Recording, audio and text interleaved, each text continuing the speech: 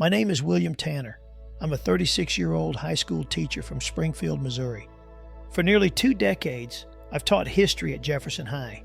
To the people in my community, I'm a respected educator, someone who helps mold young minds and sets an example for others. But if I'm being honest, I'm not the man they think I am. I've worn a mask for most of my life, hiding the darkness within me that I was too ashamed to confront. I grew up in a small farming town in rural Missouri. My father was a hard man, quick with his opinions and slow to change his mind. He had a way of looking at the world that seemed carved in stone. "You've got to stick with your kind, William," he'd say, his voice gruff, his tone final. He never shouted or raged, but his words left no room for argument. They planted a seed in me that grew quietly over the years. By the time I was in my 20s, I'd learned how to navigate the world in a way that kept me looking respectable. I didn't say cruel things out loud or join in overt acts of hatred, but the judgments were always there, festering inside me. I'd tell myself it wasn't really racism, just common sense, or the way things had always been. It made it easier to live with myself. When I became a teacher, I carried those quiet biases into the classroom. I told myself I treated all my students equally, but looking back now, I know that wasn't true. I'd praise some students' efforts while dismissing others without even realizing it. I'd write glowing recommendation letters for kids who reminded me of myself and find excuses to avoid helping those who didn't. One day, a student named Malik Johnson came to my desk after class. Malik was one of the brightest kids I'd ever taught, sharp, driven, and full of potential. He asked if I'd write him a recommendation letter for a college scholarship. I told him I was too busy, suggesting he ask another teacher. I remember the look in his eyes, disappointed but not surprised. He simply nodded and walked away. Weeks later, I overheard another teacher mention that Malik had missed out on the scholarship by a narrow margin. I felt a pang of guilt, but I shoved it down, telling myself it wasn't my fault. Someone else could have helped him. Someone else should have helped him. But deep inside, I knew the truth. I'd let my biases hold me back, and Malik had paid the price. I didn't dwell on it. Life moved on, and I kept teaching, kept wearing the mask. But something about that moment lingered. It was like a shadow that followed me, just out of sight, waiting for the day I'd be forced to confront it. And that day was coming sooner than I ever expected. It started as an ordinary Monday at Jefferson High. The weather was crisp, the morning routine predictable. I got to school early, as I always wasn't I? But as the morning wore on, something felt off. There was a heaviness in my chest that wouldn't go away. It wasn't painful, just uncomfortable, like a tight band wrapped around my ribs. I ignored it, chalking it up to stress or indigestion. After all, I'd been under a lot of pressure lately. I told myself I'd power through. By lunchtime, the tightness had turned into a dull ache. I went to the teacher's lounge, hoping a little rest would help. I poured another cup of coffee, but before I could take a sip, the ache in my chest suddenly exploded into a searing pain. It felt like an iron fist had gripped my heart and was squeezing the life out of me. I staggered backward, the coffee cup slipping from my hand and shattering on the floor. My vision blurred and the room began to spin. I tried to call out for help, but no sound came. My legs gave way and I collapsed onto the cold tile floor. The last thing I heard was the frantic voice of a colleague shouting my name, and then everything went dark. When I opened my eyes, I wasn't in the teacher's lounge anymore. I wasn't in the hospital either. I was somewhere else, somewhere I couldn't explain. Darkness surrounded me, thick and suffocating, pressing against my skin like a heavy, damp cloth. There was no sound, no sense of time, no up or down, just an endless, oppressive void. "Where am I?" I whispered, but my voice didn't carry. It was swallowed by the emptiness around me. Fear gripped me as I realized I wasn't alone. Faint whispers began to echo in the distance, growing louder with every passing second. They weren't voices of comfort or hope. They were cries of anguish, full of pain and despair. Then from the darkness, a flicker of light appeared. It wasn't warm or welcoming. It was harsh, like fire, and it illuminated shapes in the void. Twisted, grotesque forms emerged, their faces contorted in eternal screams. They were watching me, moving closer. My heart pounded as I backed away, but there was nowhere to go. I was trapped, and the terrifying truth of my life was about to unfold. When I opened my eyes again, I found myself standing, or perhaps floating, in an endless void. The air was heavy and suffocating, as if the weight of the entire world had been pressed against my chest. There was no light, no sound at first. It was a silence so profound it became a noise of its own, echoing in my mind and amplifying the growing dread within me. But then faintly, I heard them, the whispers. At first they were distant, like the murmurs of a crowd far away. I couldn't make out the words, but the tone was unmistakable. Sorrow, anguish, and rage, all twisted together in a chorus of torment. The whispers grew louder, turning into moans and cries. Each sound felt like a blade slicing through the silence, filling the void with an unbearable tension. "Where am I?" I called out, my voice trembling. The question was swallowed by the darkness, as if the void itself refused to acknowledge me. Suddenly, a flicker of light appeared in the distance. At first, I thought it was a beacon of hope, something to guide me out of this nightmare. But as it grew brighter, I realized it wasn't a comforting light. It was fire. Flames erupted around me, illuminating the darkness with a terrifying clarity. They didn't just burn, they pulsed, alive and consuming, casting grotesque shadows that seemed to move on their own. From these shadows emerged figures, twisted, grotesque forms that barely resembled humans. Their limbs were elongated, their faces contorted into expressions of agony and rage. Their eyes, empty voids, locked onto mine, and I felt as though they could see straight into my soul. One of the figures stepped closer, and I gasped as its features began to shift. Its face morphed into my own.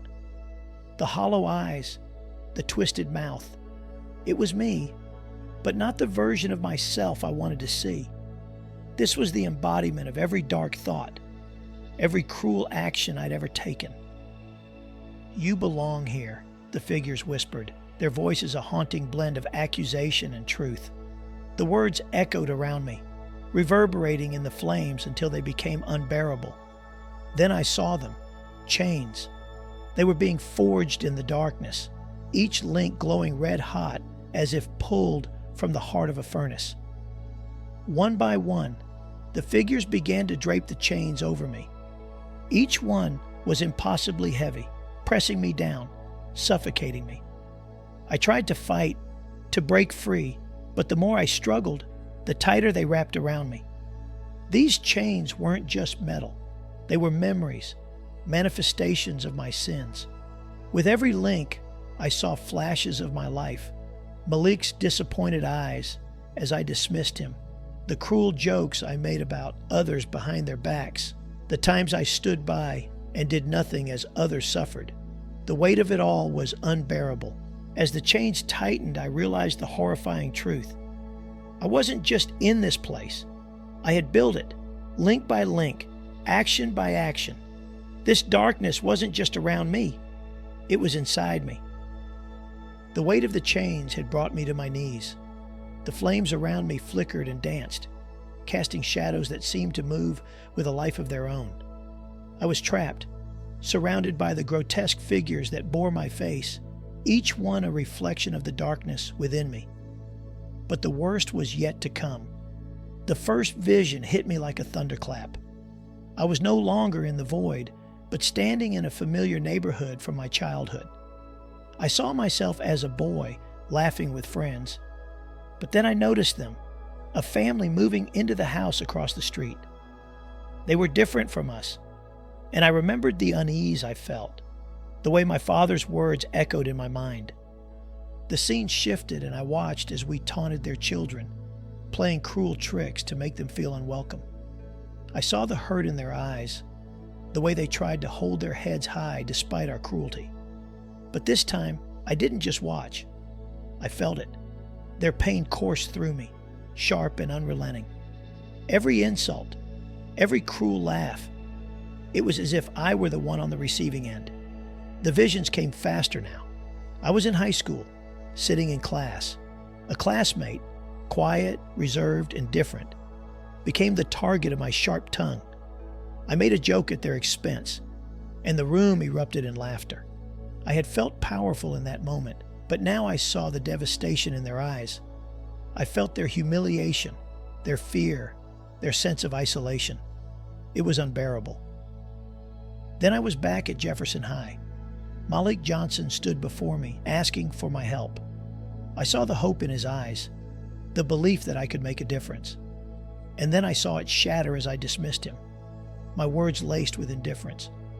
This time, I felt his disappointment, his frustration, his anger. I felt the weight of the opportunity I had stolen from him. The voices of the figures around me grew louder. "Do you see now?" they hissed. "Do you understand what you've done?" I turned to face them, and their forms began to shift again. They were no longer me. They were the people I had wronged. Students, colleagues, strangers whose names I didn't even know.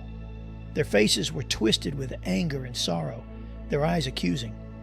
"You hurt us," one of them said, their voice trembling. "You thought your words didn't matter, that your actions had no consequences. But you were wrong."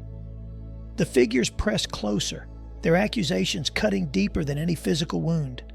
The chains around me tightened, their weight forcing me lower, until I was lying on the ground, unable to move.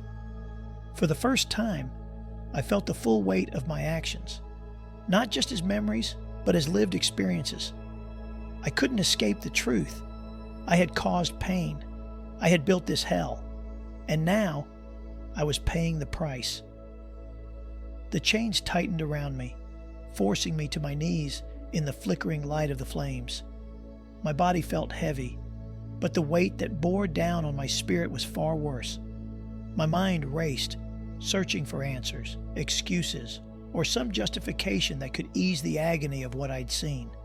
But before I could even think of a defense, the fire before me shifted and a massive object began to emerge. At first, I thought it was a shimmering pool of water. Its surface glistened, reflecting the flames around it. But as I stared, I realized it wasn't water. It was a mirror. Its size dwarfed me, stretching impossibly high into the darkness above. The surface rippled unnaturally, as though it were alive. "Look," a voice commanded. It was deep and resonant, vibrating through the very core of my being. I couldn't tell where it came from, but its authority was undeniable. "See yourself." Trembling, I turned toward the mirror, and the image that greeted me wasn't the man I thought I knew. It wasn't even human. The figure staring back at me was monstrous, its eyes hollow and lifeless, its skin charred and cracked like the scorched earth around me. Its hands were clawed, the fingers twisted and elongated, as though they had been stretched to grasp for something they could never reach. The creature's face, it was my face, distorted beyond recognition, a grotesque reflection of everything dark within me. I wanted to look away, but I couldn't. The mirror held me captive, forcing me to confront the reality of who I had become. "This is who you are," the voice boomed. "Not the man you present to the world, but the truth buried deep inside. Do you see it now?" My voice shook as I stammered. I wasn't trying to." The voice cut me off, its tone sharper now. "You tell yourself lies to ease your conscience. I didn't mean harm. It wasn't my fault. But every action, every word has weight. Do you see the weight of yours?" Images began to flash within the mirror, scenes from my life. I saw Malik standing at my desk, his hope dashed by my indifference. I saw the quiet tears of classmates I had mocked, their humiliation cutting through me like a blade. I saw my own laughter, cruel and sharp, as I justified my actions with hollow excuses. Tears streamed down my face. For the first time, I couldn't hide behind the justifications I'd built over a lifetime. I was wrong, I whispered, my voice breaking. I see it now. I was so wrong. The mirror rippled again, the monstrous reflection distorting as the voice spoke once more.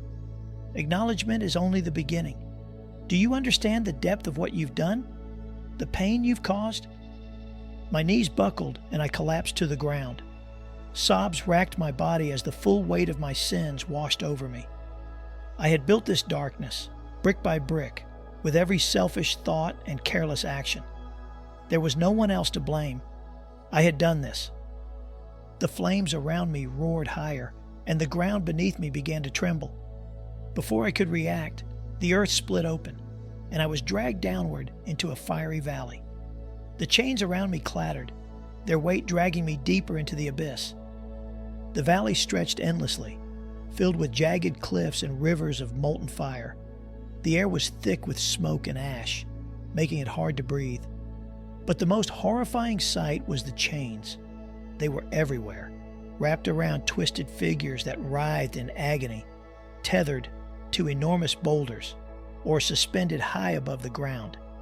Each link glowed red hot, and the cries of those bound by them filled the air. As I stumbled forward, I saw a man struggling to pull a massive chain behind him. His face was obscured by the shadows, but his cries were heart-wrenching.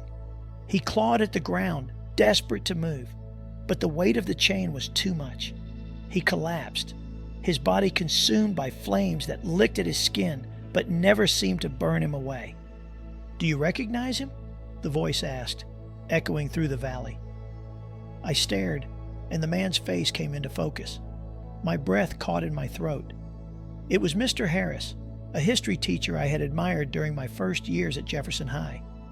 He had always seemed so principled, so righteous, and yet, here he was, bound and tormented. "How?" I asked, my voice trembling. "The chains are forged by hatred, cruelty, and indifference," the voice replied. "Even those who appear righteous can carry them." I turned away, unable to bear the sight, but everywhere I looked I saw more souls, each burdened by their chains. Some were strangers, others were people I knew, former colleagues, neighbors, even distant relatives. Each one seemed trapped by their own guilt and sins, their chains a reflection of the weight they had carried in life. Then I saw him. At first I didn't believe it, but as I moved closer, there was no mistaking his face. It was Malik. He was older, his face etched with lines of sorrow, but his eyes burned with a mixture of anger and pain. "Malik," I whispered, my voice cracking. He looked up at me, his expression one of profound disappointment. "Do you see what you've done, Mr. Tanner?" he asked, his voice trembling with emotion. "Do you see the weight you added to my life?" Tears filled my eyes as I stepped closer. "I didn't know," I said, my voice shaking. "I didn't realize." "You didn't care," he interrupted, his tone sharp. "You had the power to help, to make a difference, but you chose not to, and that choice stayed with me. It followed me through my life." His words hit me like a blow. The chains around me grew heavier, pressing me down until I could barely stand. I wanted to speak, to apologize, to beg for forgiveness, but no words came. I was paralyzed by the weight of my guilt. "Do you see now?" the voice asked again, more insistent this time. "Do you see the ripple effect of your actions?" I nodded, unable to speak. The valley around me seemed to grow darker, the cries of the tormented souls blending into a deafening roar. This was my reckoning, and there was no escape. The valley seemed to stretch forever, an endless expanse of torment and despair. The cries of the suffering surrounded me, blending into an unbearable cacophony. The chains around me weighed heavier with every step, dragging me deeper into the fiery abyss. I couldn't see a way out, and my spirit, already crushed, felt on the brink of collapse. "I can't take this anymore," I whispered, though no one was there to hear me. My knees buckled and I fell to the ground, unable to move. The darkness pressed against me, suffocating and absolute. And then it happened. At first, it was just a flicker, barely a spark in the distance. I thought it might be another illusion, another torment meant to break me further. But the flicker grew, expanding into a brilliant light that pierced through the oppressive gloom. It wasn't like the fire that had surrounded me before. This light was pure, radiating warmth and peace that reached into the deepest parts of me. The screams around me faded, swallowed by the light as it spread across the valley. The chains that had bound the other souls fell silent, and for a moment, everything was still. From the heart of the light, a figure stepped forward. I couldn't make out his face at first, but his presence was overwhelming. He radiated a love so profound it brought tears to my eyes. Yet there was an undeniable authority in his bearing. This wasn't just a man. This was something greater, something divine. He stopped a few feet from me, his gaze piercing, yet filled with compassion. "William Tanner," he said, his voice unlike any I had ever heard. It was both gentle and commanding, resonating in the depths of my soul. "Do you understand why you are here?" I nodded, tears streaming down my face. "I do," I whispered, my voice trembling. "I built this place. I deserve this." The figure's expression didn't change, but his voice softened. "You are right. Your actions brought you here, but this is not where your story must end." His words cut through my despair like a lifeline. "What do you mean?" I asked, my voice shaking. "Is there a way out?" "There is always a way," he said, stepping closer. "But it requires a choice. Redemption is not given lightly. You must face your sins fully, repent without reservation, and commit to change. Only then can you be free." I looked up at him, my heart pounding.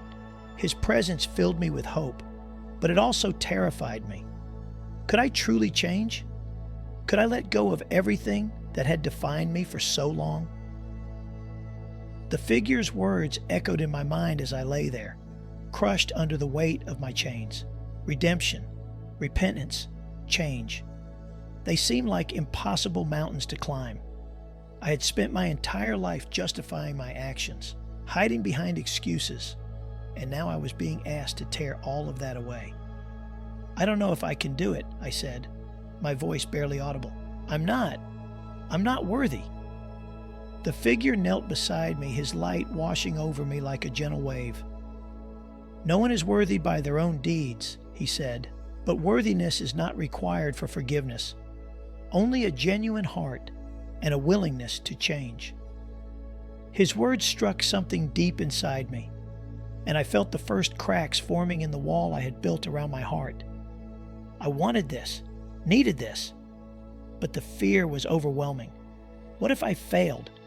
What if I wasn't strong enough to keep my promise? "You are clinging to pride," the figure said, as if reading my thoughts. "Pride will not save you. Surrender it. Let go of the fear and open yourself to truth." The light around him grew brighter, and suddenly the chains that bound me became unbearable. They felt like fire against my skin, their weight crushing me into the ground. The faces of those I had wronged flashed before me again. Malik, the students I had ignored, the people I had mocked. Their pain was my doing, and for the first time, I allowed myself to truly feel it. "I was wrong," I whispered, the words tearing through me like a blade.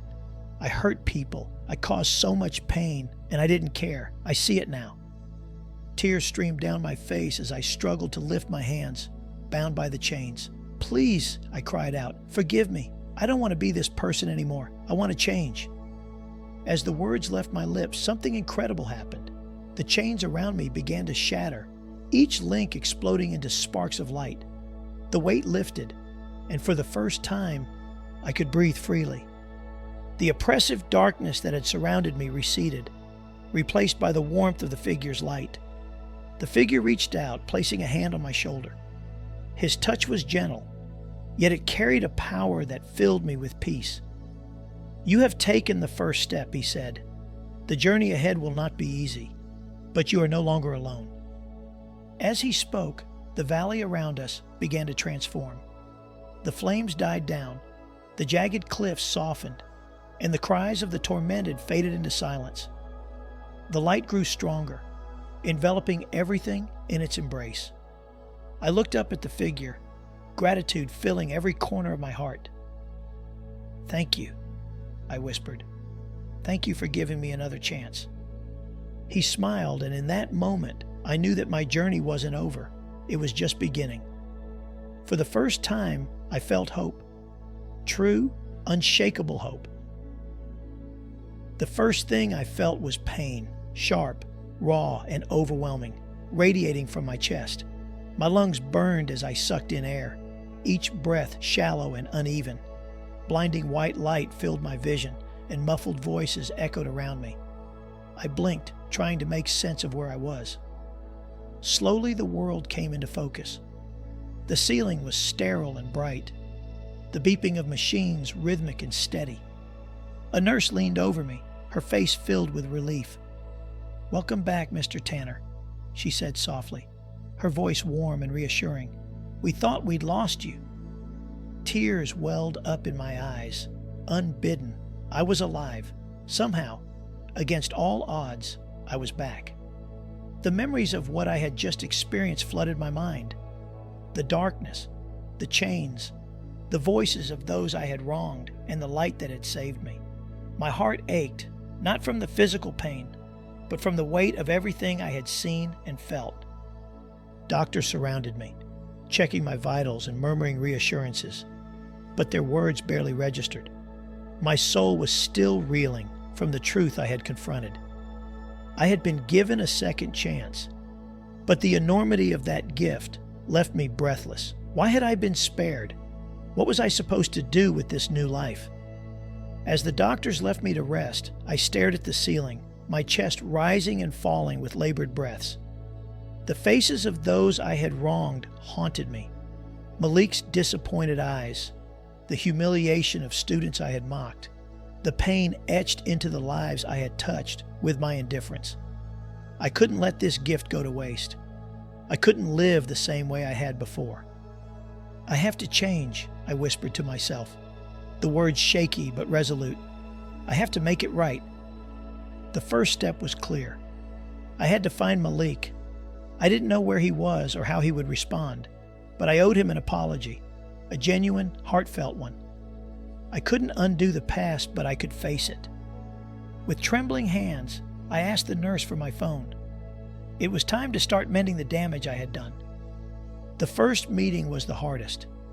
Standing outside Malik's apartment, my hands trembled as I knocked on the door. The sound echoed in the quiet hallway, each second feeling like an eternity. When the door opened, Malik stood before me, older now, his expression cautious but curious. "Mr. Tanner?" he said, his voice laced with surprise. "What are you doing here?" I took a deep breath, my heart pounding. "Malik," I began, my voice thick with emotion. "I owe you an apology. I failed you when you needed me most. I dismissed you, ignored your potential, and let my own prejudices cloud my judgment. I was wrong, and I am so sorry." The silence that followed was unbearable. Malik's eyes searched mine, his expression unreadable. Finally, he spoke. "Do you really mean that?" "Yes," I said, my voice steady. "I've been given a second chance, and I want to use it to make things right. If you can find it in your heart to forgive me, I would be grateful. But even if you can't, I will still spend the rest of my life working to be better." After a moment, Malik nodded. "I can forgive you," he said, his tone serious but kind. "But forgiveness doesn't erase the past. You need to show me that you've changed." And so, my journey of reconciliation began. Over the following months, I sought out others I had wronged, students, colleagues, and even neighbors I had dismissed or treated unfairly. Each conversation was humbling, but each one also brought a sense of healing. both for me and for the people I had hurt. I didn't stop there. I began volunteering in my community, working with organizations that supported diversity and inclusion. I shared my story with anyone who would listen, hoping to inspire others to reflect on their own biases and take steps toward change. One day, I was invited to speak at a community event. Standing at the podium, I looked out at the faces of people from all walks of life: students, teachers, parents, and leaders. I took a deep breath and began. "My name is William Tanner," I said, my voice clear and steady. "For most of my life, I lived behind a mask of respectability, hiding the prejudice and indifference that ruled my heart. But I've seen the consequences of my actions, both in this life and beyond, and I've been given a second chance to make things right. I stand here today not as a perfect man, but as someone committed to change." The room was silent as I spoke, my words raw and unpolished. I shared my journey, my failures, and the light that had saved me. By the time I finished, tears filled my eyes, but I felt lighter than I ever had before. That night, as I knelt in prayer, I reflected on the path I had taken. "Thank you," I whispered, my voice trembling. "Thank you for not giving up on me. Thank you for the second chance to walk in your light." From that day forward, I lived not just as a man seeking redemption, but as a man committed to spreading love, forgiveness, and understanding. The darkness I had carried was gone, replaced by a light that would guide me for the rest of my days. This video was intense, but this video on the right-hand side is even more insane.